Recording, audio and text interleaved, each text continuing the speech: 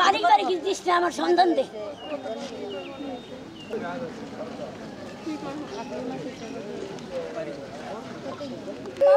বাবা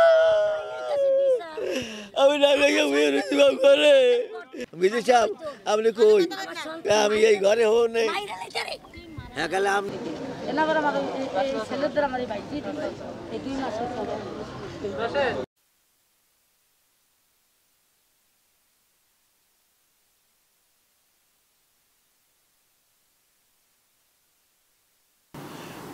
গতকাল 31/3/2025 তারিখ দুপুর 1 ঘটিকার সময় রাজাপুরের মেদুয়া গ্রামের জনৈক ভিকটিম হাসান নামে এক ব্যক্তির বাড়িতে ফ্রিজে মাংস রাখতে যায়। ওই সময় তাকে হাসান একা পেয়ে ধর্ষণ করে, এরকম একটা অভিযোগে সে ওখান থেকে এসে তার বাবা মাকে জানালে এবং স্থানীয় লোকজন এবং তার বাবা পিতা মাতার সহ স্থানীয় লোকজন হাসানকে ধৃত করে এবং তাকে মারধর করে পরবর্তীতে স্থানীয় লোকজনের সহায়তায় ভিকটিমকে এবং এই হাসানকে সহ ভোলা সদর হসপিটালে নিয়ে আসে এবং চিকিৎসার জন্য ভর্তি করে।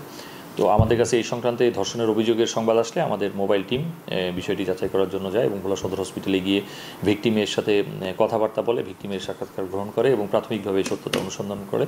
তখন হাসান চিকিৎসাধীন ছিল। পরবর্তীতে ডক্টররা তাকে প্রাথমিক চিকিৎসা শেষ করে রিলিজ দিয়ে দিলে যেহেতু সে ধর্ষণ সংক্রান্তের অভিযোগের ভিত্তিতে ছিল, তো আমরা প্রাথমিকভাবে তাকে আমরা পুলিশ হেফাজতে নেই এবং মামলার কার্যক্রম প্রক্রিয়াধীন থাকে।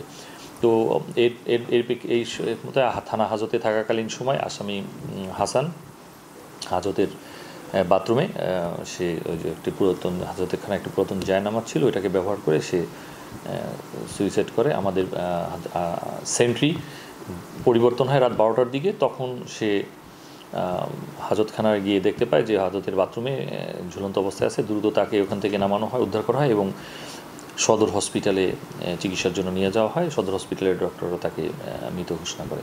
এই সংক্রান্তে একটি অপমৃত্যু মামলা রুজু হয়েছে এবং লাশের ময়নাতদন্ত সহ অন্যান্য কার্যক্রম প্রক্রিয়াধীন। হাসানের বিরুদ্ধে স্থানীয়ভাবে একটি অভিযোগ রয়েছে। অভিযোগ বলতে তার বিরুদ্ধে ধর্ষণের চেষ্টার মামলা রয়েছে এবং একটি চুরির মামলাও যা বিজ্ঞ আদালতে বিচারাধীন রয়েছে।